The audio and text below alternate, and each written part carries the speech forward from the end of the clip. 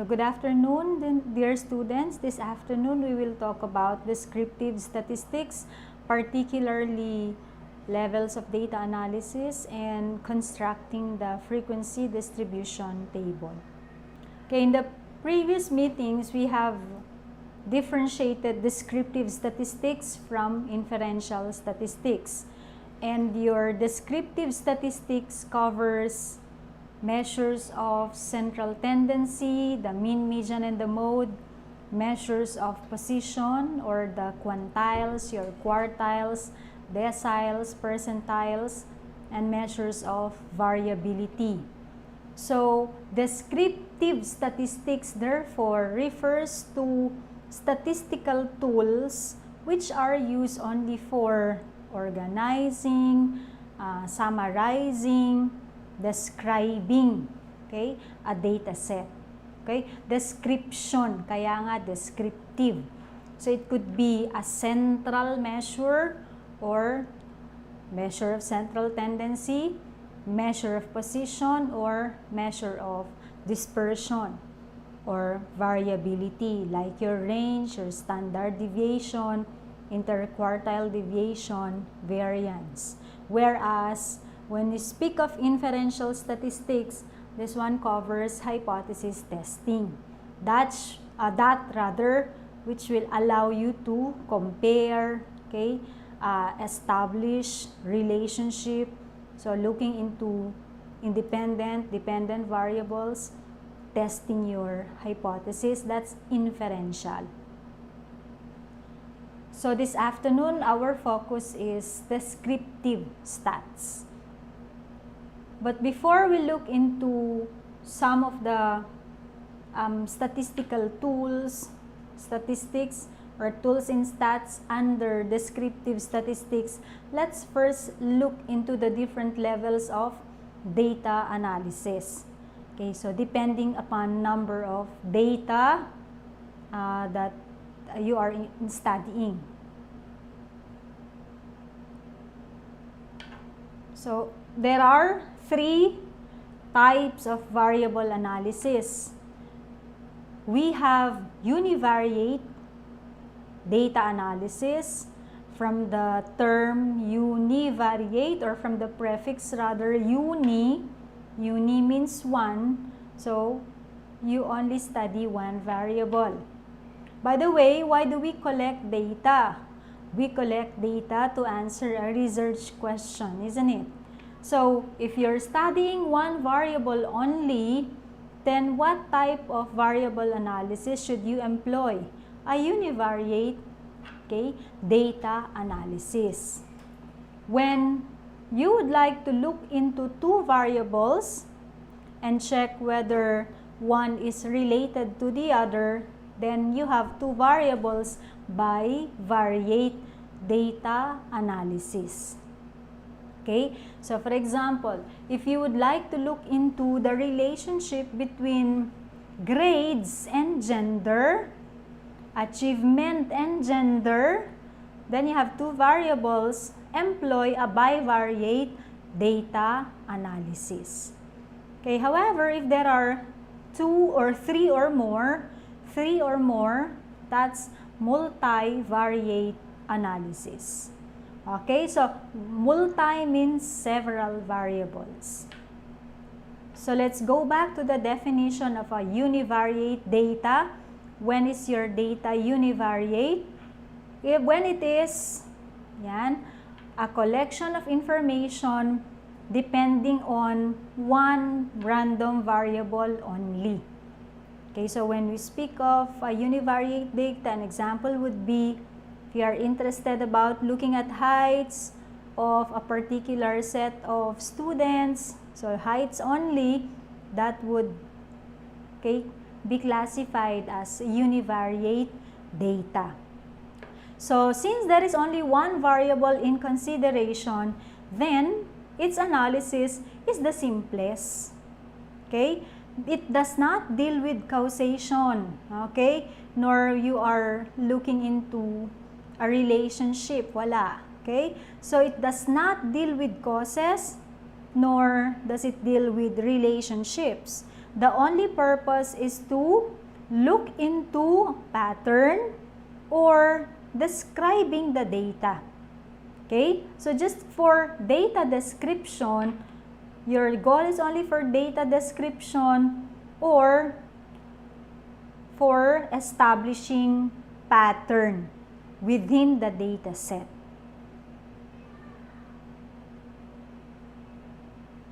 So once again, univariate analysis is the analysis of a single variable. Okay, because univariate analysis does not involve relationships between two or more variables. Its purpose is toward descriptive, not explanatory. Okay, so simply describe that data set.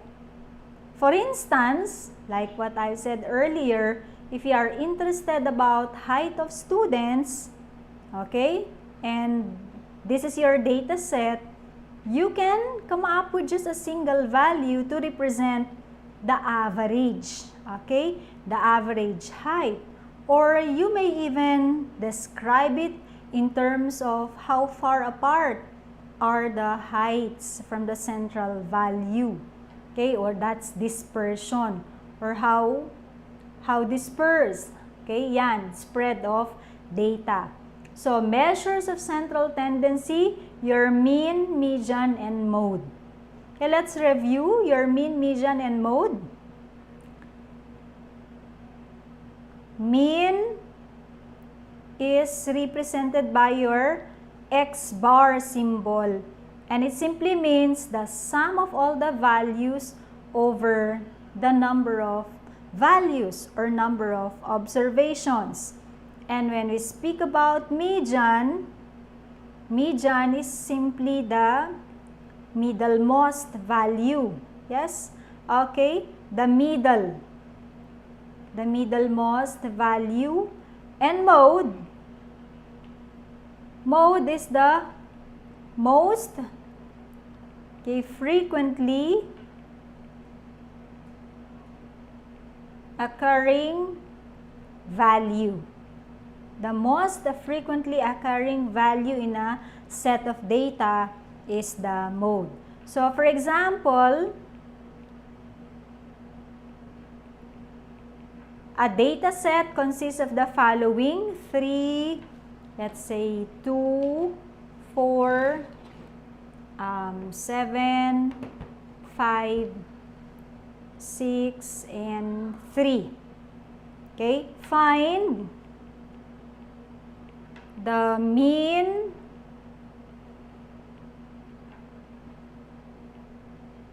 median, and mode of the data set.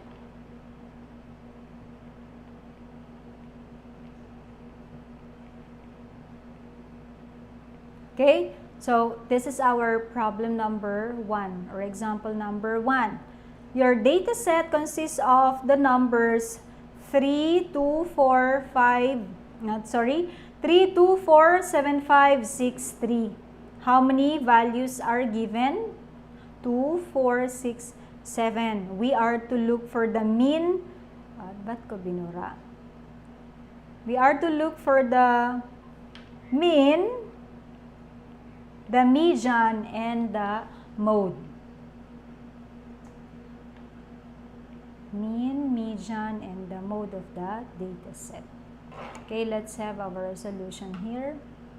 So mean is X bar is simply equal to sum of the values over how many values are given. So sum it up: 3 plus 2 plus 4 plus 7 plus 5 plus 6 plus 3 all over how many? Okay, observations or how many values? 7. Okay, get the sum. 3 plus 2 is 5, plus 4, 9, plus 7, 16, 21, 27, 30. Okay, so the sum is 30 divided by 7. And 30 divided by 7 is 4.28. Okay, 4.28. You can verify if you have calculators with you 30 divided by 7 is 4.20. Sorry, the next number to 8 is 57. So, round it up. May we have it to the nearest 2 decimal places, 29. Okay, 4.29. So, this is the mean. How about the median? The median, like what we said a while ago, is the middlemost value. The middlemost value.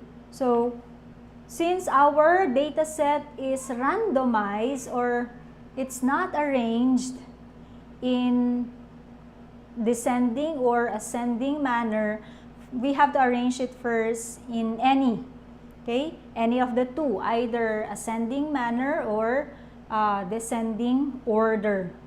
If it's ascending, our list is 2. So I'll begin with 2, and then we have how many trees? 2 trees, followed by 4, 5, 6, and 7.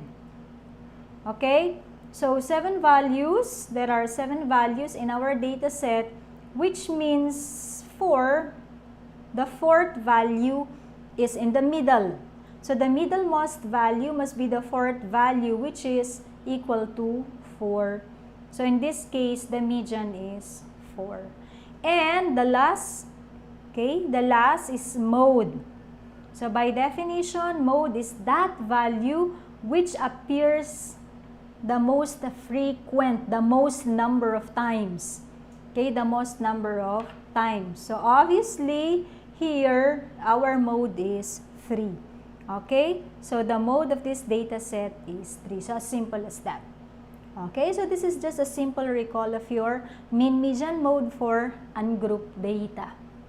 Now let's go back. So your univariate data could be presented in the form of a mean, median, or mode, or you could get the range. Let me highlight. Wait, it does not allow me to highlight. Okay, so you could look into how spread, how far apart are the scores are from each other, or you could look into standard deviation, or you can present it in the form of a frequency distribution table, a histogram, a pie chart, a frequency polygon, and a bar graph. So this is for univariate data. So for univariate data, these are the possible statistical tools that we could make use of. Why do we use univariate data, by the way? Okay, what are the reasons for using univariate data? There are 2 purposes of univariate data. Number 1 is to answer a research question that calls for a descriptive study on how one characteristic or attribute varies. Okay, such as describing how net worth varies from family to family. And the second purpose is to examine how each characteristic or attribute varies before including or before adding another variable. Okay, 2 variables in a study using bivariate data or multivariate, more than 2 variables in a study. So for instance, it would be beneficial to examine how net worth per family varies before including it in an analysis that correlates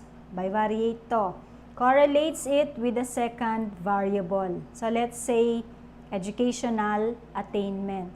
So you study first net worth before you correlate it to another variable such as educational attainment. Okay, so that's for univariate data. So like what we mentioned a while ago, we could use frequency distribution, histogram, stem and leaf plot, box and whisker plots, and pie chart. So we will all discuss this in the next lesson. Okay? This particularly the last three, because for this afternoon, we will also look into the two.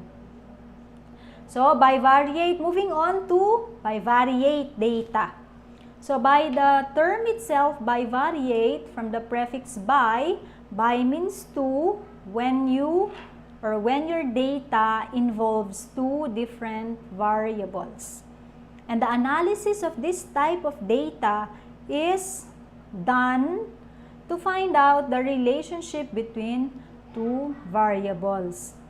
So, for example of bivariate data, temperature and weight in summer season. Bivariate. Okay? So, for instance,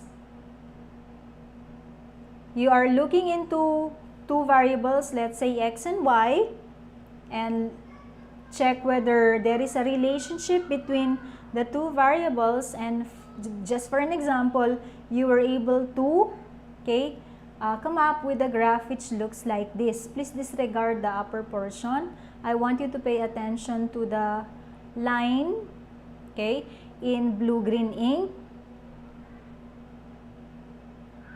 So for instance, after plotting the values of x and y along your axis, and you came up with a graph which looks like this. What does it imply? What does it imply? This means that if x is increasing, as x increases, y also increases. Or from your previous math subjects, from your algebra, there is a direct relationship. Yes? Positive. Direct positive relationship between the variables x and y. So the relationship is visibly direct proportional, directly proportional to each other, which means increase in one results to increase in the other. But there are instances also when ganito, if your graph would look like this, then it's the opposite.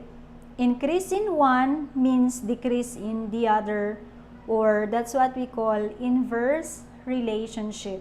Yes, inverse relationship between two variables. So, bivariate data. What are the statistical techniques, to conduct bivariate analysis? You could use, correlation coefficients. Are you familiar with this? Your R. Your R value, remember R from your previous or from your high school, that it could range from -1 to +1. Your R value, correlation coefficient, ranges from -1 to +1. A -1 would imply, perfectly inverse. Perfectly inverse yan. Perfectly inverse relationship between two variables, and +1 is a perfect positive. Perfect positive or perfect direct correlation between two variables. Or a regression analysis. Regression. Can one variable predict the other variable? So that could be one statistical technique that you could use if you have a bivariate data. So bivariate data analysis involves comparisons, relationships, causation, causes, and explanations. Kanina, univariate, describing it only and looking for patterns within the data. So for bivariate, the variables bivariate data analysis involves comparison, relationship, causes, and explanation. Usually, one variable is plotted along your x-axis and the other variable along the y-axis for better understanding of the data. And one of them is independent, one of the variables is independent, while the other is dependent variable. So that's bivariate.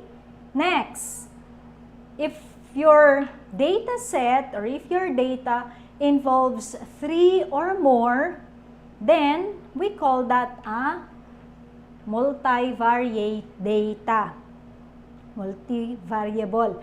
When the data involves 3 or more variables, it is categorized under multivariate. It's similar to bivariate but contains more than one dependent variable. Now let's look into one example. A doctor has collected data on, look at the following. Your variables, are cholesterol, blood pressure, and weight. These are the dependent variables. These are measures of health. Yes, if we would like to check whether we are healthy or not, we go for a cholesterol check, a blood pressure, and a weight check. Yes, the doctor also collected data on eating habits. Ayan. Okay, so eating habits, considering ounces of red meat consumed, fish, dairy products, chocolate, yan, consumption per week. So she wants to investigate the relationship, okay, the relationship between the 3 measures of health. What are these 3 measures of health? It should be in yellow, wait. Because the 3 measures of health are your BP, blood pressure, yan. 3 measures of health versus eating habits. So how many variables are involved in her study? Okay, 4. Okay, this is 1, 2, 3, and eating habit, 4. So, multivariate yan. In this instance, a multivariate analysis would be required to understand the relationship of each variable with each other. So, in this case, the DV, okay, the dependent variables, the dependent variables are the ones in yellow. The 3 here are the dependent variables, and your independent variable is eating habit. And independent variable is this, eating habits. Okay, what are the statistical techniques for multivariate analysis? Now, for multivariate analysis, we could use factor analysis, cluster analysis, variance, discriminant analysis, multidimensional scaling, principal component analysis, redundancy analysis, and MANOVA. Multivariate, this stands for multivariate analysis of variance. MANOVA. Okay, next. So those are the different types of variable analysis. We now proceed to organizing data. Okay, organizing data in the form of a frequency distribution. What is a frequency distribution? Frequency distribution is a tabular arrangement of data into appropriate categories, showing the number of observations in each category or frequencies. Okay, number of observations, this one is your frequency. To, number of observation, your frequencies,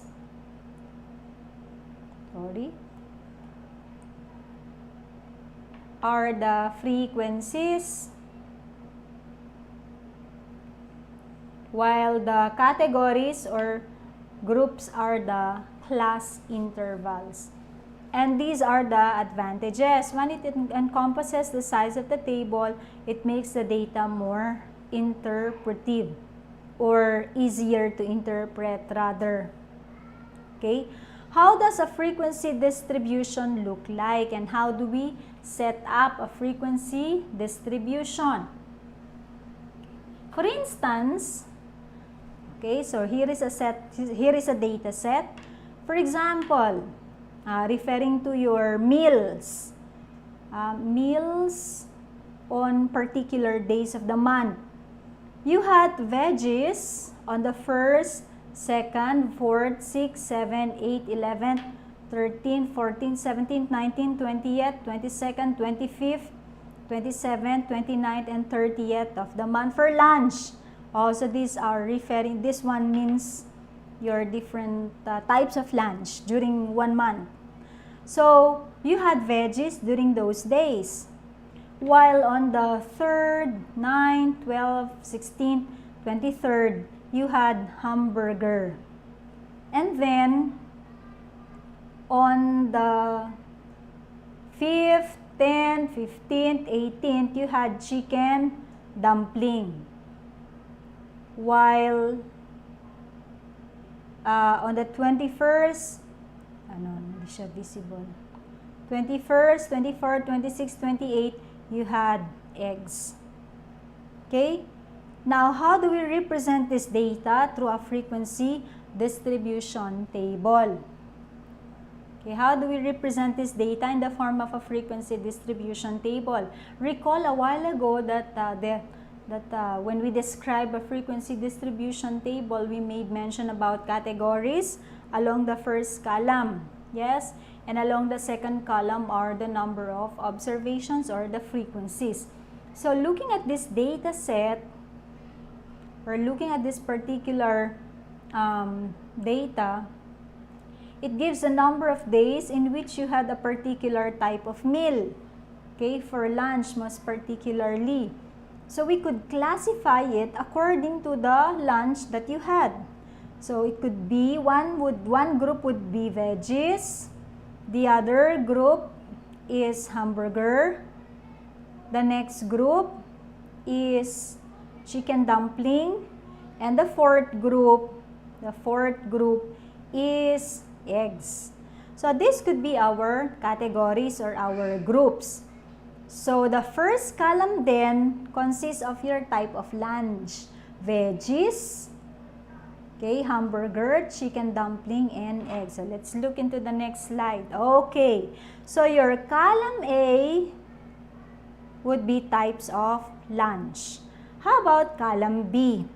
Column B would give the number of days in which you had this as your lunch, hamburger, chicken dumpling, and egg.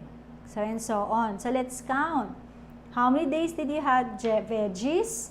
1, 2, 3, 4, 5. 1, 2, 3, 4, 5, 6, 7, 8, 9, 10, 11, 12, 13, 14, 15, 16, 17 days. Okay? So, tingnan natin. Okay, there you have it. 17 days. How about hamburger? How many days did you have hamburger? 1, 2, 3, 4, 5 days. Okay, so 5 days. Chicken dumpling. 1, bakit nag-erase ka? Okay, chicken dumpling. Yan. For chicken dumpling, we have 1, 2, 3, and 4. Let's see. Okay, chicken dumpling and eggs. How many days? For eggs, 1, 2, 3, 4. Okay, 4 days. So, comparing between the two, which is easier to interpret? This form, in table form already, classified, categorized, or simply a listing of the meals that you had for the 30 days of that particular month. Okay, I prefer the second. Okay, so yan, it's already organized into groups or categorized according to the type of lunch. So this is an example of what we call a frequency distribution table. So it's a table. So it consists of two columns. Column A are your groups or the categories, and column B are the number of observations or the frequencies. Okay? These are the frequencies. Now, moving on. There are different types of your frequency distribution table. There are different types of frequency distribution. We have group frequency distribution, ungrouped frequency distribution, cumulative, relative, cumulative. Okay? This afternoon, we will discuss the two. Okay? We will look into the steps of how this is constructed. How to construct grouped frequency distribution table. Now, before we could distinguish grouped frequency distribution from ungrouped frequency distribution, let's first distinguish or differentiate between grouped and ungrouped data. Okay? Group versus ungrouped data. A while ago, okay. Where is that one? Okay. Looking into this, it's simply a listing of the days in which you had a particular type of meal. Okay, so this one is ungrouped. It's not categorized yet. Whereas, if the presentation is like this, in which the number of days already or the days are already categorized according to the meal that you had for lunch during that day, this is already grouped. Okay? Kasi there are categories na. Okay? So, going back, ungrouped data therefore is simply raw data that has not been placed in any category. So, if it's not categorized yet, it's simply a listing of observations, a listing of values, then it's ungrouped. For example, you know that 350 people are living in your area. This is a raw data and it's not grouped, not divided into categories. Now, the moment the raw data is categorized, then it becomes a group data. So, for example, you found out that among the 350 people in your area, 50 are children and 30 are adults. This data is now organized, okay, because you have a clear info about how many children and adults there are in your locality. Okay, so that's the difference between group and ungrouped data. That means we are ready to differentiate ungrouped frequency distribution table from grouped frequency distribution table. Okay, now let's look into a data set once again. So for instance, the following are the marks or scores. Okay, the scores in a 30-item test in BioStat. Okay, of how many students? Of 20 students. Okay, in which the highest mark is 25. The highest mark is 25 and the lowest is 12. Okay, how many observations or how many values are given? 2, 4, 6, 8, 10, 12, 13, 16, 18, 20. Kasi nga, 20 students. Okay? Now, how do we construct an ungrouped frequency distribution table out of this? For ungrouped frequency distribution table, if you could remember how we did it in the previous, identifying the meal, here, just list down the scores. Listing of the scores, the lowest score 12, next is 15, 17, 19, 21, 23, and 25. So we listed down the scores and identified how many, yan, tally. Tallying. How many students obtained a score of 12? Okay, 12, let's see. Isa lang. Okay, so 1. How many scored 15? Let me underscore. Let me highlight. 15. Saan pa ang 15? Okay, there are only 2. Next, how many students scored 17? 17, and there, 3. Okay, how many scored 19? How many students scored 19? 19 here, we have 3 19s here and 1 19, so 5, correct. Okay, next, how many scored 21? How many scored 21? So this is 21, 21, 21. How many? Okay, correct. 3 21s. And then the next scored 23. How many students scored 23? Let's see. 1, 2, 3. Tama? And 4. Okay, 4. How many students scored 25? 25. We have, so let's see for 25, 1, 2, okay, 2 students, so 12, let's check, until we strike out all the numbers, 12, to, and then, so we're done with it, okay, 15, this is 15, and then 17 is yellow. Okay, so the frequencies from the tallies are the following.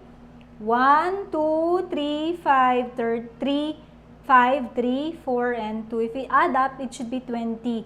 1 plus 2, 3, plus 3, 6, plus 5, 11, plus 3, 14, plus 4, 18, and plus 2, 20. Okay, this is an example of ungrouped. Okay, ungrouped frequency distribution table. Now, exactly the same data could be presented in another way. This time, grouped. Yan. Grouped frequency distribution table. A while ago, what did we do? We listed the individual scores. Okay, and counted how many students obtained, okay, each score. But for grouped frequency distribution table, the groupings, or should I say the categories, is now a range of numbers, range of scores. For example, 0 to 10, 10 to 20, 20 to 30. Okay, how many students scored 0 to 10? None. How many students scored 10 to 20? 11. How many students scored 20 to 30? 9. So, the difference is, this is no longer individual scores, but a group or a range of scores. Okay? And these are what we call the class intervals. Okay? Or the classes. So, let me highlight. These are the classes. Classes or the class intervals. So, our groupings are the class intervals. However, in this type of frequency distribution, okay, this might create confusion on your part or on the part of the reader. For example, looking at the 2, okay, let me highlight, or should I say enclose the 2. Looking at 10 to 20 and 20 to 30, you might be confused whether to put 20 along the first class, or where should I classify 20? It could even be here. Okay? So that's the problem. This type of group frequency distribution table is called exclusive. What do we mean by this? If it is exclusive, it means if there is a class interval of 0 to 10, that means 10 is excluded. Okay? Here, 20 is excluded. And 30 is excluded. This is an example of an excluded type. Exclusive type of group frequency distribution table. But we can avoid confusion by, instead of using exclusive, we have to make it inclusive. Okay? Let's make it inclusive. Gawin natin siyang inclusive. So that would mean changing all of this. Changing the class intervals. Okay, so it says here, a class interval in a group frequency distribution table has a lower and upper limit. These are the lower limits, upper limits. So your 20 to 30, referring to this table, 20 is the lower and 30 is the upper. Take note, once again, this type is confusing. So to eliminate the confusion, we can represent the group frequency distribution data in its inclusive form. Okay, so we will revise the marks or the class intervals to make it inclusive. So let's make it inclusive. Okay? And that would mean changing the class intervals. Again, we will make it inclusive by changing the class intervals. So how will it look like if we revise the marks or the class intervals? These are the class intervals. So instead of 0 to 10, 10 to 20, okay, what happens now? It will now be 0 to 10, okay, 11 to 20, and 21 to 60. 21 to 30. Take note that the classes, let me write that, the classes are non-overlapping. Overlapping, wait. Okay, non-overlapping. Okay, no overlapping. So this is what we call now the inclusive form. It's inclusive. So classes are no longer overlapping. So very clear, 0 to 10, 11 to 20. So 11 to 20 means inclusive of 11 and 20. Inclusive of the lower boundary or lower limit and the upper limit. Okay? So inclusive form. So let me write that. Ayan, nandito naman na siya. Let me just highlight. This is the inclusive form. Let's change the color. Okay. So inclusive form. So when we say inclusive, including the lower and upper limits. Okay, example number 2 of a group, the frequency distribution. So the frequency distribution of the exam results of 60 students in a stat class. So looking at our first column, your first column again consists of the class intervals. Yan, these are the, class intervals or the classes only. These are the class intervals. 11 to 20, see, and the next begins with 23. So no more overlapping of classes. 23 to 34, 35 to 46, and so on and so forth. Now, what are the different parts of your frequency distribution table? So let's review the different parts of your FDT. We have lower class limit. Lower class limit are the smallest numbers that can actually belong to the different classes. Where are the lower class limits? So let me highlight. The lower class limits are the following.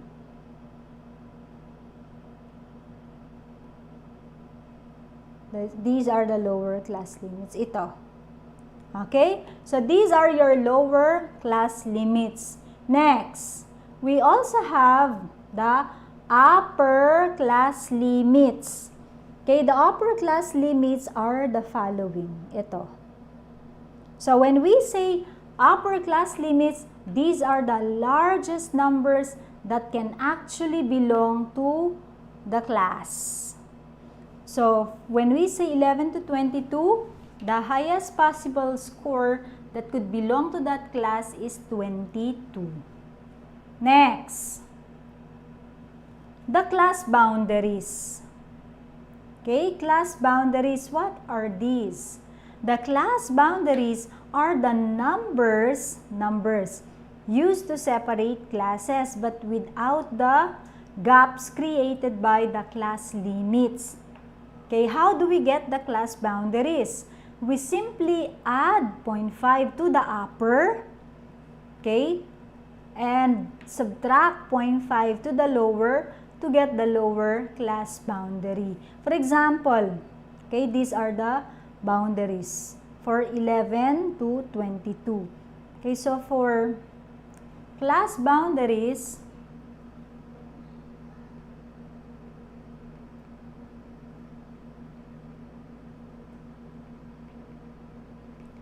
okay, how do we set up the class boundaries? The class boundaries are simply obtained this way. Lower limit, class lower limit minus 0.5 and upper class limit plus 0.5. Okay, so by this factor, here minus and here plus. So for example, the first class, okay, the first class that we had a while ago is 11 to 22, yes? So what shall we do? Subtract 0.5 from here and add 0.5 from here, then that would give 10.5 to 22.5. This is now the first class boundaries. So please do not get confused with boundaries and limits. Okay? So these are the first class boundaries. Going back, ito siya. This one. Okay, let me highlight this. 10.5 to 22.5. So in like manner, how is this obtained? 22.5 to 34.5 minus 0.5 here plus 0.5 here. Okay? In like manner, 34.5 to 46.5 plus, minus 0.5 from the lower plus 0.5 sa upper. Okay? Please do not get, or please remember this. Class boundaries are obtained in this manner. Minus 0.5 from the lower, plus 0.5 to the upper. Now we could proceed. So this is all for class boundaries. Next part of your frequency distribution table is the class mark or the class midpoint. Okay? Next, class midpoint. How about class marks. Class mark or class midpoint. O, from the term itself, the middle of the class. Okay? So, if your first class is 11 to 20, so for 11 to 20, or 22 rather, 11 to 22, what is the class mark? The class mark would simply be 11 plus 22 plus 22 divided by 2, which is 33 over 2, which is 16.5. So this is the class mark of the first class. The second class is 23 to 34. So its class mark would be 23 plus 34 divided by 2, which is equal to 57 divided by 2, or 28.5. These are the class marks. Okay, these are the class marks. So let's go back. Correct? Okay, see this? 16.5, 28.5. So this is obtained from where? How is this obtained? This is simply adding 35 plus 46 divided by 2. In like manner, your 64.5 came from 59 plus 70 divided by 2. So this is how we obtain the class mark or class midpoint. Okay, I hope this is clear. So we could move on to the next. Next, the class size. How about the class size or the class width? The class width could be determined by simply getting the difference between any two consecutive lower class limits or consecutive lower class boundaries. For example, this. Okay, so class size, which is represented by I, class size as represented by the letter I. So I is simply equal to take two consecutive, let me underscore, difference between any two consecutive lower class limits. So for instance, I would get 11 and 23. The higher one, which is 23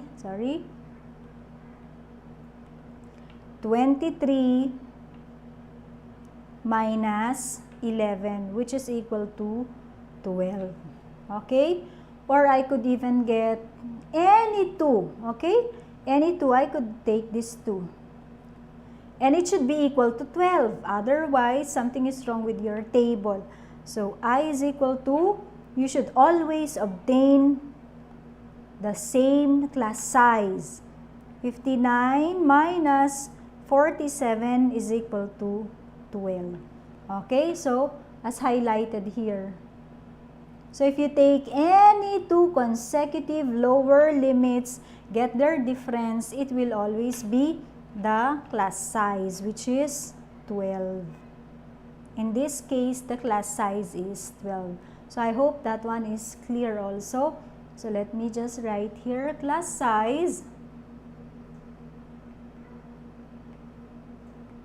Class size is obtained by, for example, if you have 11 to 22, then 23 to 34. Okay, get this 2 and take their difference. So I, which is the class size, is simply 23 minus 11. I is equal to 12. That is the class size. Okay, next. Now, okay, how do we come up with the frequency distribution table? This might be your problem, Okay, there are 5 steps in constructing a frequency distribution table. Number 1, find the range. Okay, find the range. Number 2, decide on the number of classes. So range is simply the difference between the highest and the lowest value in that data set. Decide on the number of classes or class intervals. Now, there is no rule that dictates the number of class interval, but there are suggestions. Okay? The suggestion is it should not be less than rather 5, but not greater than 15. So you could choose from 5 to 15. And then compute for the class size using the formula I equal to the range over the number of classes that you have decided to set up. The number 5, set up the classes beginning from the lowest class limit. And we usually make use of the smallest value or the lowest value as the lowest class limit. Then after that, construct the column for the frequencies. But prior to frequencies, you have to tally the scores. Okay, let's illustrate this using an example. Constructing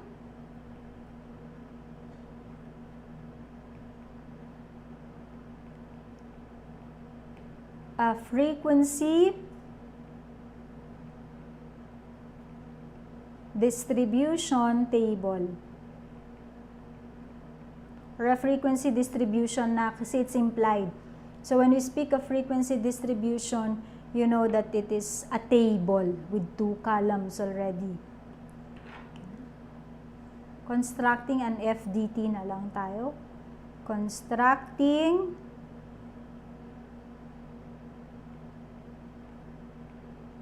a frequency distribution table. Step number 1, find the range.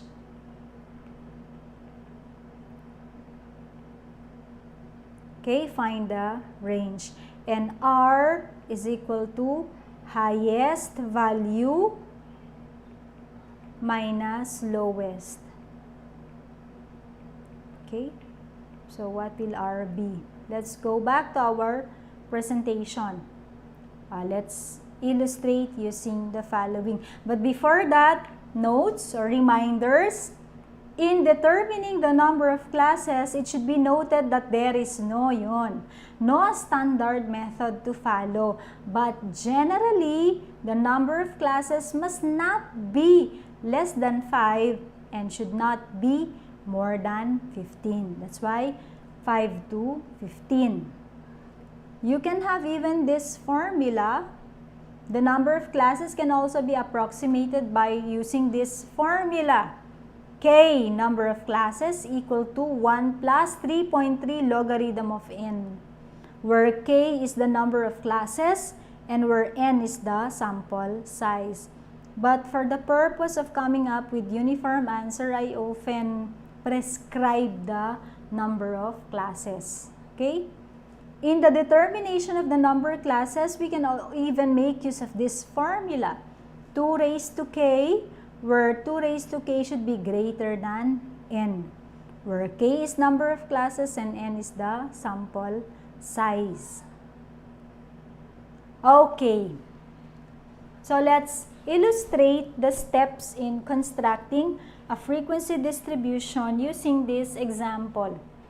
Okay, a stat class with 60 students were given an exam and the results are shown in this table. Okay, this is the table. Now, what are we to do? We are to construct a frequency distribution with, let me highlight. Okay, highlight natin. 7 classes. 7 classes. I think red would be better. Okay, 7 classes. Yan. And 11 as the lower class limit. Now, by inspection, remember that step number 1 is looking for R, the range, which is highest minus lowest. Inspecting the set of data for the highest and the lowest, the highest is 94. Okay? And the lowest is 11. Okay? But if you have Excel, it's very easy to identify the lowest and the highest. Simply use the max and the min. Max, you have input this in Excel, cut and paste, and then you simply use the max and the min functions. And it will give you right away the lowest and the highest value. So let's illustrate. Now, what's the highest rather? What's the highest value in that data set? 94. And the lowest value in the data set is 11. Find the range. R is equal to 83. So we're done with step number 1.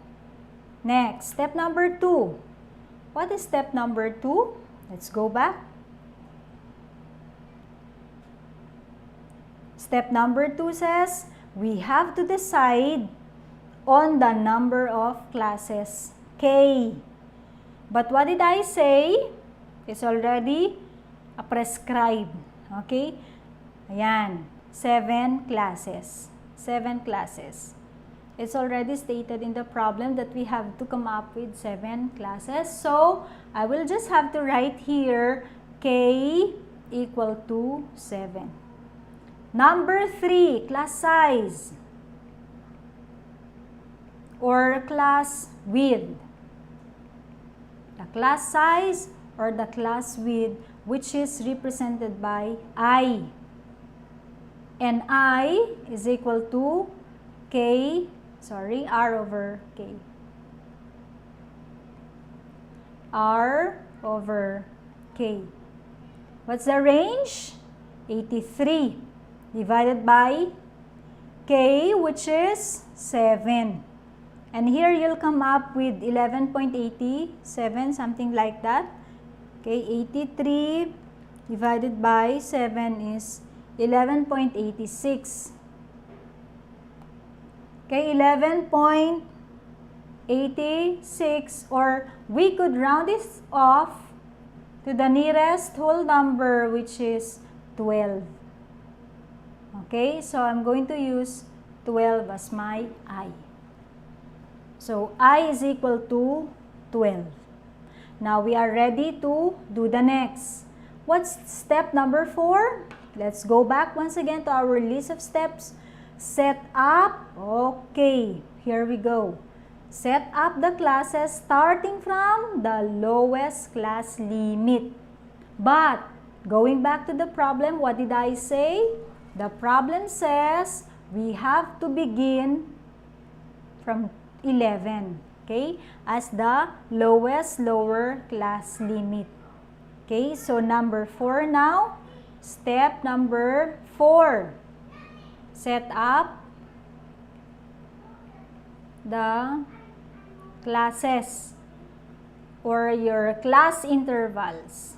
Class intervals. The classes are obtained this way.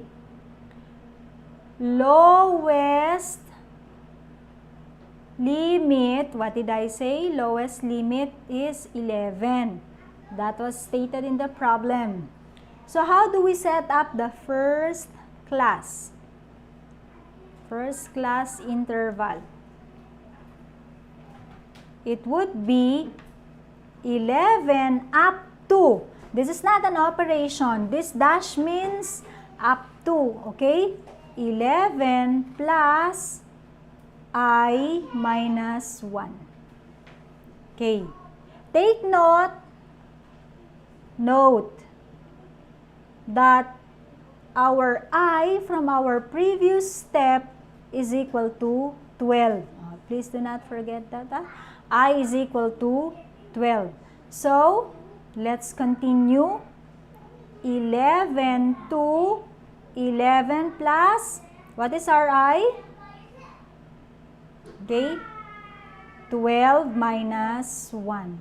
So, the first class would be, okay, this is 11, yes? 11 plus 11 is 22. So, this will be our first class. The first class interval. How are the succeeding classes obtained? Second class. Okay, let me write. The second class interval would simply be obtained by, yan, add.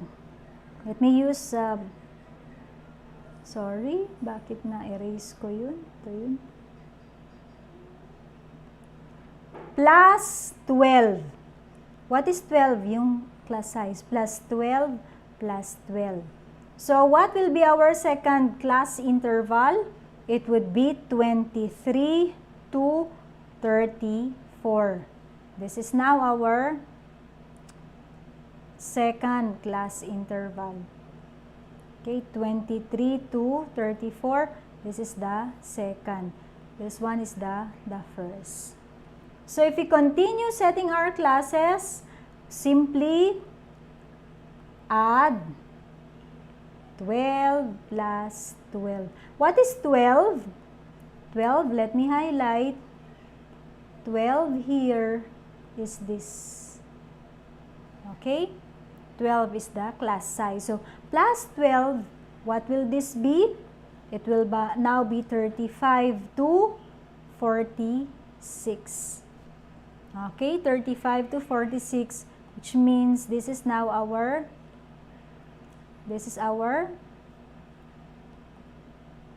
third class interval. Okay, so how are the next classes obtained?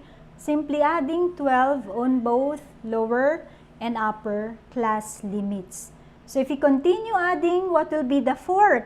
The fourth will be, continue adding 12, will be 47 to, okay, 47 to plus 12, 58. Okay, then plus 12 will be 59 to 70. Plus 12, 71 to 82.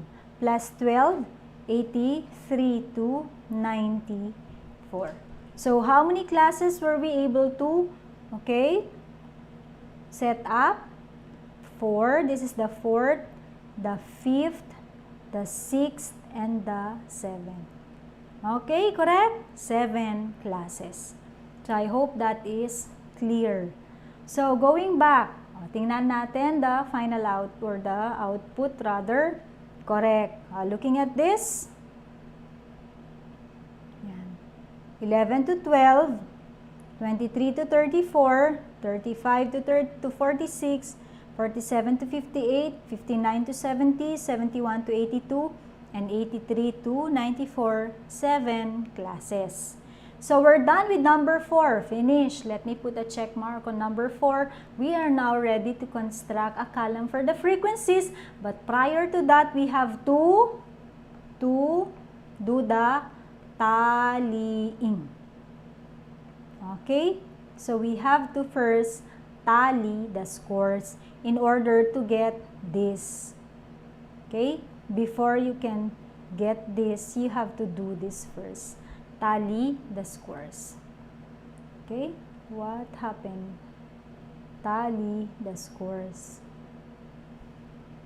So, we have completed already our frequency distribution.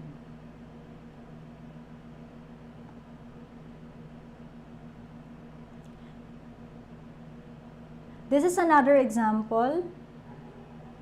Use 83, but may we skip this? Let me skip it now so that we could take up until the last topic.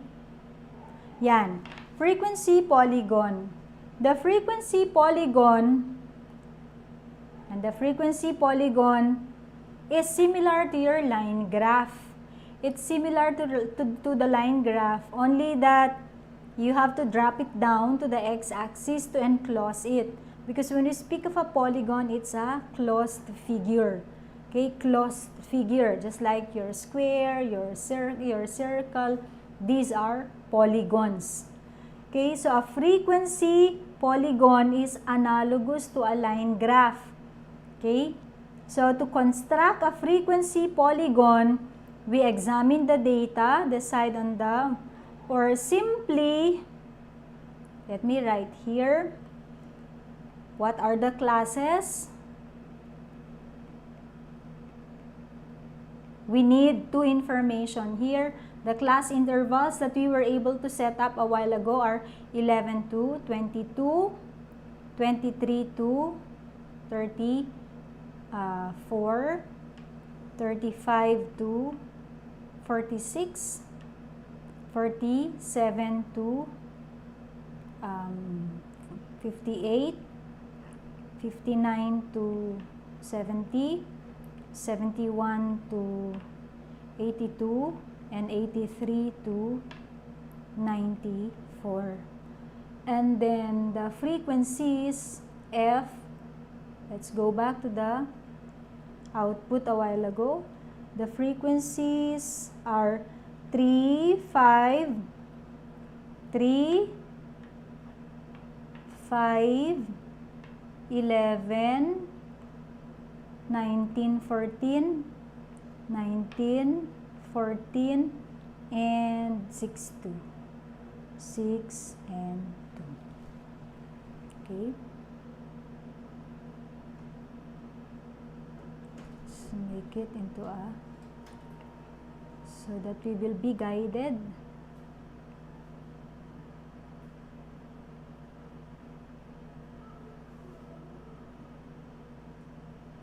Okay. Now, for coming up with the frequency polygon, we need the class marks. We need this. Class marks. Please remember that class marks are your midpoints.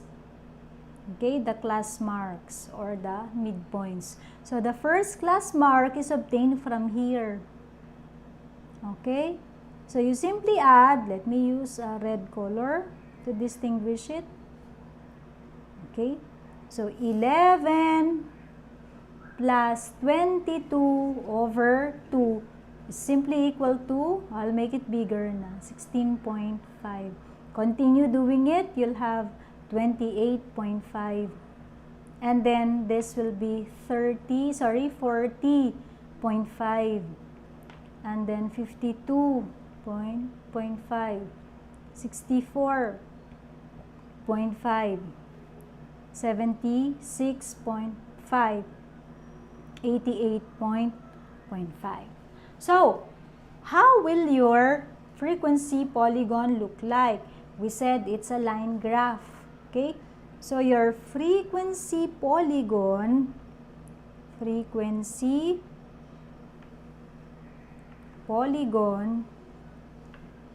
is a line graph of class marks versus VS frequencies. Okay? Frequencies. So, how do we construct our frequency polygon? Along your axis,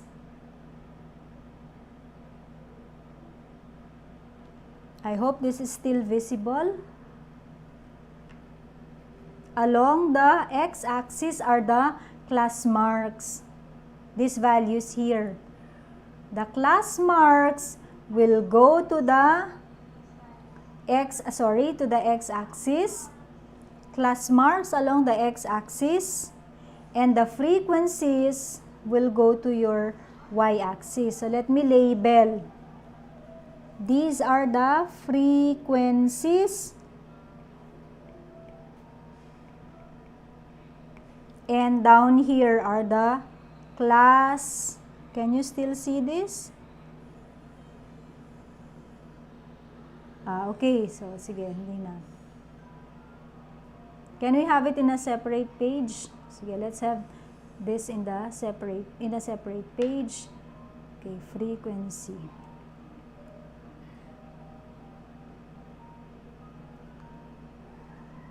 So along the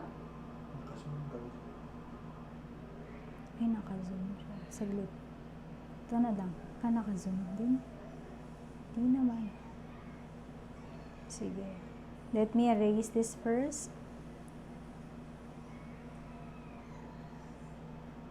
I think we could make it smaller.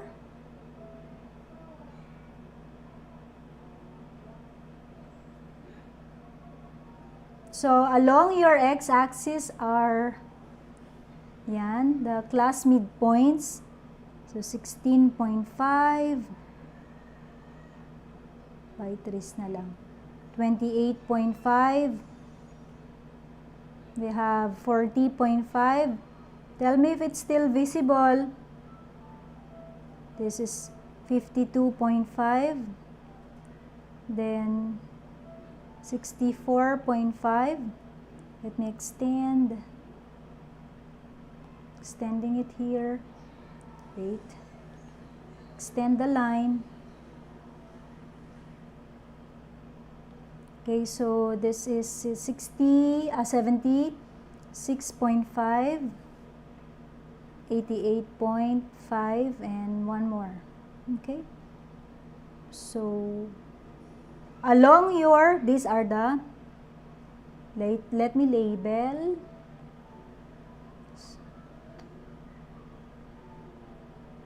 Class marks. And along your y-axis are the frequencies. Nandiyan ang mabat. And since your frequencies, the lowest is 2 and the highest is 19, I could use an interval of 2,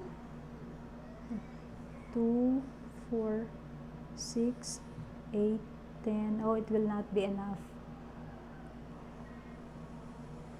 4 na lang. By 4s na lang. Okay, by 4. Because our space is not sufficient. So, may we have it by 4 na lang. So, 4, 8, 12, 16, and 20. Okay? So, first pair, 16.5 and 3. 16.5, 3. So, locate 16.5. 3 is here. Okay, let me use a red ink. Here. Next, we have 28.55. 28.55. 5 is between 4 and 6. So, here. Okay. 28.55. Next, we have 40.5, 11. 40.5, 11. 11 is below 12. Next, we have 52.5, 19. 52.5, 19. 52.5, 19. It's 20, 19 must be below it. Oh no, sorry, it should be here. Okay. Next. Next is 64.5, 14. 64.5, 14. 14 must be between 12 and 16. Okay, here. Next, 76.5, 6. 76.5, 6. 76.5 and 6 must be here. Okay, this one. Lastly, 88.5, 2. 88.5, 2. Okay. So, after plotting the dots or plotting the points, we now connect the dots.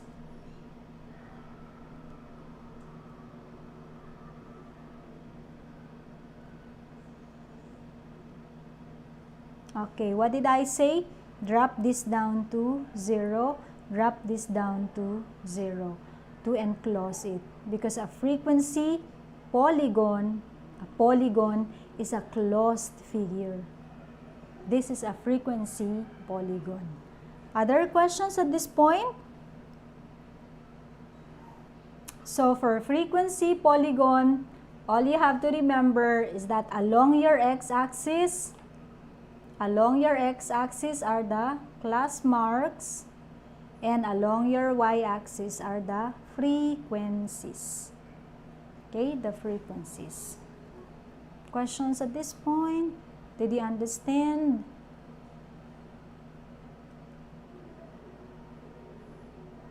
So let's look into examples of frequency polygons.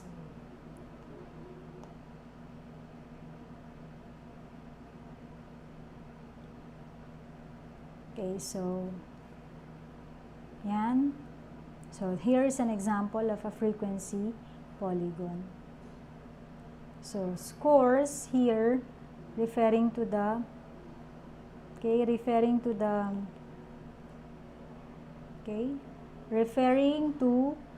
midpoints. For example, 54.5, where did this come from? From here. 49.5 plus 59.5, okay, divided by 2 is 54.5. And the frequency is 5 there. Frequency of 5, midpoint 54.5. Let's look into another one. Okay, another one, 41.5 to 46.5, get the midpoint, that is 44, and its frequency is 4, correct? There, 4, frequency of 4, and a midpoint of 44. Next, you have 49, from where? From here. Okay, 46.5 plus 51.5, okay, divided by 2 gives 49. Okay, 49, and the frequency is 11. Okay. The frequency is 11.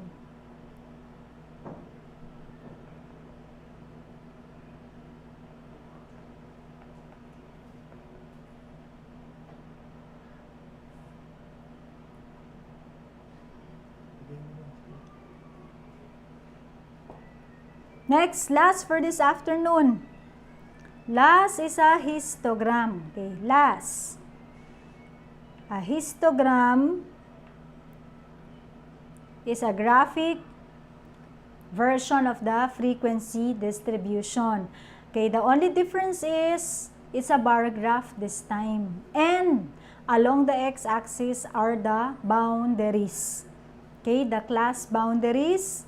And along the y-axis are the frequencies. So let me illustrate. Ayan, this is an example. Okay, the boundaries along the x-axis and along the y-axis are the frequencies. So from here, let me show you how a histogram looks like. Okay, histogram. Panglas na mga anak. Histogram. It's a bar graph. So it's a bar graph of class boundaries versus frequency. Okay, so remember your class intervals.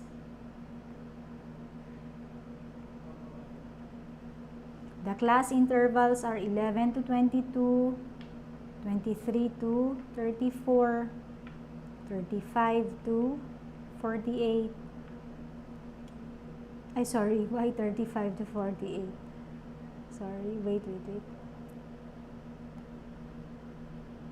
46 rather, to 46, 47 to 58, okay, 59 to 70, 71 to 82, and 83 to 94. We need one more information, the class boundaries. Okay, and the class boundaries, recall, class boundaries are obtained by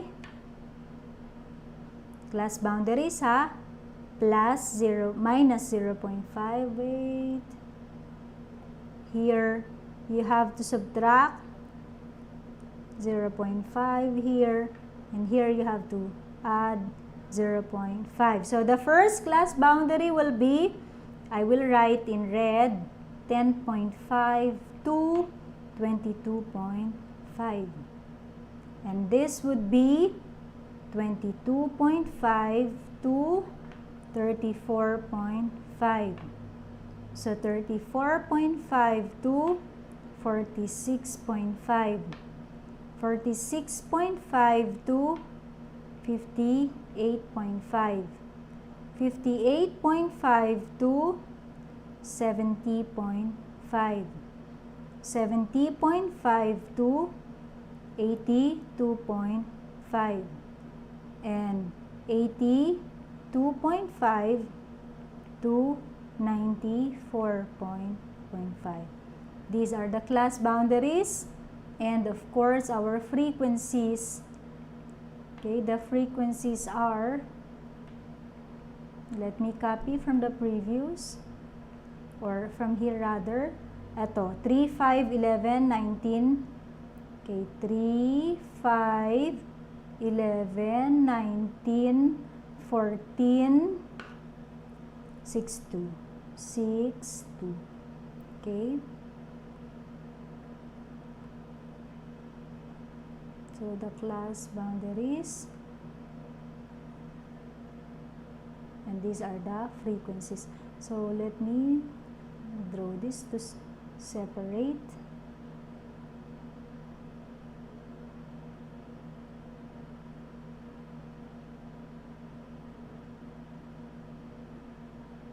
Okay, let's construct our histogram now. So your histogram would look like this.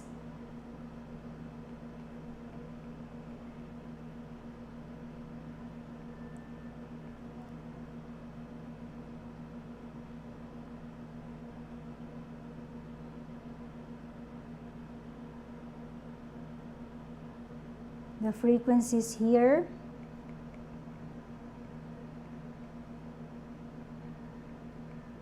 Okay, let's use 2 by 2s na lang. 2, 4, 6, 8, 10, 12, 13, 16, 18, 20. Pwede. So 2, 4, 6, 8, 10, 12, 13, 16, 18, 20.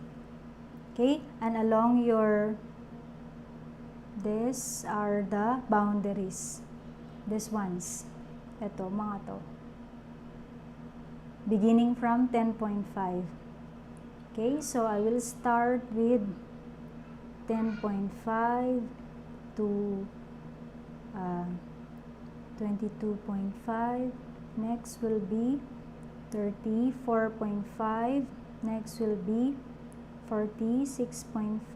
Next is, okay, 58.5. Next is 70.5. Next is 82.5. And next is 94.5. Okay, so these are the class boundaries. Okay, now let me use the ring. So frequency of the first from 22.5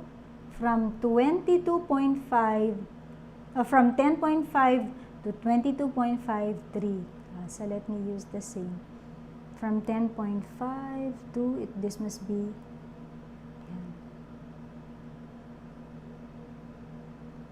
the frequency is 3 from 10.5 to 22.5. Okay, so we're done with the first. Okay, so check natin to. Let's check this. We're done. Moving on to the second, we have from 22.5 to 34.5 is 5. 22.5, so from to 34 is 5. So dito. Next, so we're done with this. We now proceed to the next. From 34.5 to 46.5, it's 11. Okay? So 11. From 34.5, dito. 11. Next, from this 46.5 to 58.5, 19. Okay, 19.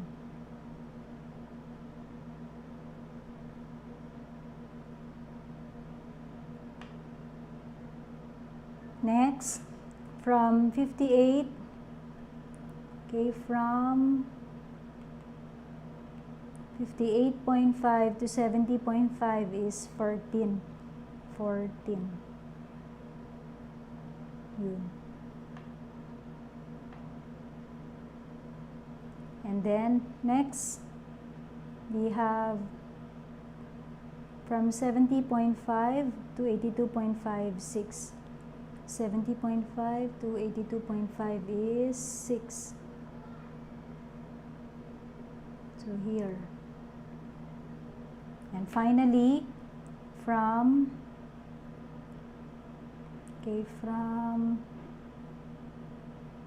82.5 to 94.5, it's 2.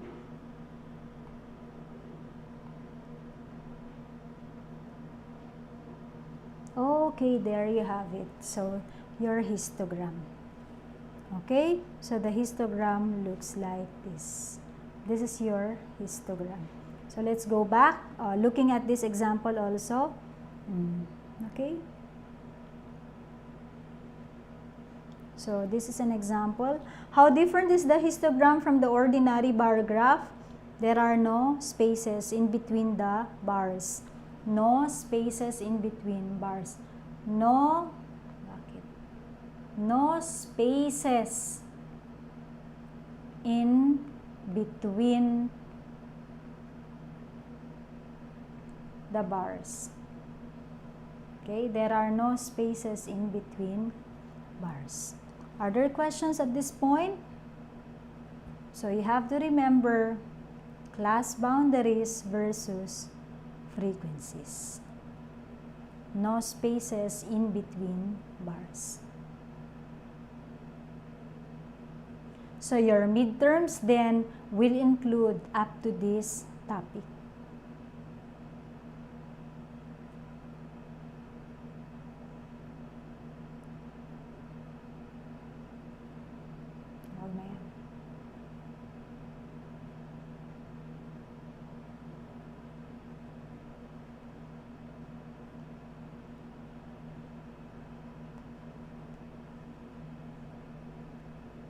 So are there questions at this point? So if there are no questions, then we could end up the session with the histogram. Okay, thank you very much. Your midterm examination will be next week.